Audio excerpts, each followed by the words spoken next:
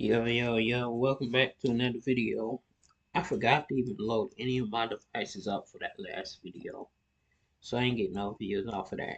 It's all good though. I can easily just go back in and do that one later on, which is probably what we're gonna do now.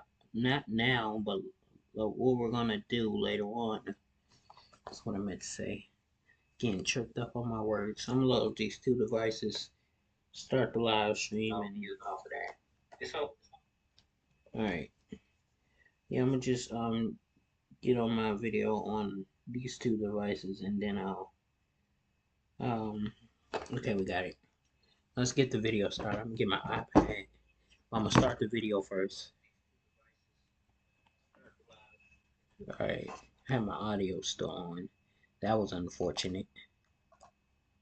From being the best of buds with the CW actor behind the scenes, to now replacing him as the only Flash on the silver screen, here's what Ezra Miller really thinks about Grant Gustin, starting off with their epic bromance after Crisis on Infinite Earths. Now, we've all loved Grant Gustin as the Flash since 2014, right? I mean, this guy's been the Scarlet Speedster for as long as I can remember, and following through his journey on the show has certainly been one heck of a ride. So imagine my surprise when Ezra Miller, the Barry Allen of the DC Extended Universe, dropped by on the show for a cameo in Crisis on Infinite Earths and made TV history. Yeah, fans of DC were in for the shock of their lives when they saw Miller's version of the character in an epic meeting with the Arrowverse's Barry Allen on the show. Cause you see, everyone had been wishing for some sort of miracle that would allow these two to exist in the same capacity somehow, and see how the dynamic will turn out. Luckily for the fans, not only did their favorite speedsters share the same screen, but they also were huge fans of each other behind the scenes. In 2020, Miller's band, Sons of an Illustrious Father, gave a glimpse of the bromance between Grant and them on Twitter. And man, it was hilarious. The Twitter account, Odd Kin Band, posted a photo of the two actors, showing Miller with their leg wrapped around Gustin with the caption, "Dear Gay Nerd Twitter, Love Sons," and a bunch of other hashtags, including one that read, "Flash for Flash." Now, if this photo op was any proof, then it seems like the two actors got along pretty well on set. Grant actually left Ezra a sweet little post after they wrapped filming, while his post wasn't as fruity as Ezra's. The CW actor posted a photo of both of them in their Flash suits, grinning wide at the camera, with Ezra's arm across Grant's chest. In his caption, Gustin wrote, "How about that? Ezra is one of a kind. So glad we could make this happen." He thanked DC Studios for the crossover, but it wasn't his caption that stole the show. Under the same post, Melissa Benoist, the actress who plays Supergirl in the Arrowverse, wrote that even she didn't know anything about this. Even Brandon Routh, who plays the Atom, chimed in and said the same thing, which fully confirmed that this cameo was a long time coming. But here's what's even more interesting. While Miller and Gustin might have finally crossed paths for this one-of-a-kind crossover, even before the two appeared together, Ezra has always praised Grant's version of the character. In an interview in 2015, when MTV News asked Ezra about what they thought about Grant's role in the Flash TV series, the actor said that they thought it was pretty awesome that he was on board the project. They added that since the Flash lore is full of parallel universes, it's basically the event horizon. And while back then, this might not have been something in the pipeline, Ezra sort of teased their cameo in the same interview, saying that they and Grant were chilling, and that the whole thing was going to be dope. And what do you know? A few years later, the two Flashes ran into each other at Star Labs, awfully confused that there were two of them. Cause that cameo? Oh, it was everything that the fans ever wanted and more. I mean, Ezra's Barry telling the other Flash that their speed suit was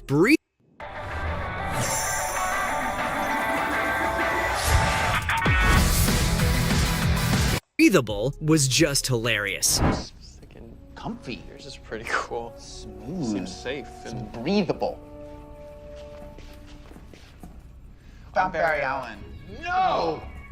What does that mean? How can this... And here's the thing, I don't know if you guys noticed this, but even though Grant and Ezra are basically playing the same character in the scene, they both portray the role very differently. It could be because Grant has had more time to explore Barry Allen as a whole, which is why he isn't as upbeat as Ezra, who outright asks the other if they want an autograph and whether they're cosplaying as the Scarlet Speedster. Plus, Gustin has had the advantage of some nuanced storytelling on the show, and that's also why his version of the character actor appears more somber. Now, if you compare Ezra's Barry Allen with Grant's, then like I said, this fella's just full of chaotic energy. I mean, maybe it's just a little bit of Miller's own persona slipping through, but you've got to admit that the cameo was a pretty great glimpse into how different the two Flashes are. In fact, there's always been a bit of a debate when it comes to who's the better out of the two, and what do you know? In April 2023, DC claimed that Grant Gustin's version of the Flash was far superior to Ezra's. You see, The Flash Season 9 might have put an end to the Arrowverse's iteration of the character, but it also laid down an important fact. Now, I'm not going to deep dive into how the show was able to confirm this, but when Oliver Queen's new role as the Spectre goes out to have a drink with Barry, after the two successfully defeat Bloodwork, Oliver told him that there were more than enough Flashes out there, and that there wasn't anyone as impressive as him. Now, was that Stephen Amell breaking the fourth wall and telling the fans the truth as it is? I don't know, but what I do know is that DC's always had fun with casting different actors for the same roles. I mean, the obvious examples here are Ezra and Grant, yes, but the many Batmans we've had over the years is also something to take note of. Now, some fans say that it's a good thing that the TV actors and the movie actors for the same role are different. They think the reason why DC's using this strategy is because they think that the audiences might not go out to the movies and pay money to see an actor that they've always seen on their television every week. I mean, sure, the actor might be a blast to watch on TV, but sometimes the same actors have a hard time translating their appeal on the big screen. This is also why the studios never really bothered about continuity either. Because if you take a look at Marvel, one small loophole or misstep, and the dominoes start to fall when it comes to the plot or even the character arcs. DC doesn't exactly want to restrict their writers from writing the best film screenplay possible because of what they've done on the television show. Like, just take Marvel's Agents of S.H.I.E.L.D. as an example. In the first season, the show took quite a hit trying to figure out how to survive in the same universe as the MCU. It had to kind of twiddle its thumbs until the big reveal of S.H.I.E.L.D. being infiltrated by Hydra. And if something like that were to happen with, for example, The Flash and the rest of the DC, then it would have been a nightmare. Thankfully, because DC doesn't have these issues, the actors are all enjoying their own projects as they should. Despite all the hush-hush around the fact that Grant Gustin should have been the face of the Flash movie, the actor's always denied any involvement in the movie. In fact, he's even said on record that no one's ever asked him anything directly about the movie, or even starring in it, so he's not the one who's keeping some big elaborate secret. Plus, while some fans campaigned for Grant to replace Ezra as the Flash, given the string of scandals the DC actor's been in, despite the noise, Gustin's been clear about how satisfied he's been with his CW job, and that working with Jeff Jones and Greg Berlanti has been a wonderful experience. According to him, both Jones and Berlanti were able to understand who the Flash was, and took care of the character well too. Even though he's now bid farewell to his red speed suit, Grant's been grateful for the opportunity, and sure, we might not see him in James Gunn's DC now, at least we still have 9 seasons of the show to binge. Now, coming back to Ezra and Grant, it seems like for now, Miller's the only Flash left in the game. With the CW show being finished now, the only version of Barry Allen that exists on either the small or silver screen is undoubtedly Miller's. And while it's been quite a roller coaster for them, it seems like for now they're going to be in charge of rebooting the franchise once and for all. It's definitely strange that The Flash is nowhere to be seen on the DCU's slate of films for Chapter 1. But then again, what if Gunn's planning on bringing Grant to the franchise sometime in the future? So, from Ezra Miller now finally being the only Flash moving forward to their epic bromance with Grant Gustin, that was all for what Ezra Miller really thinks about the Arrowverse actor.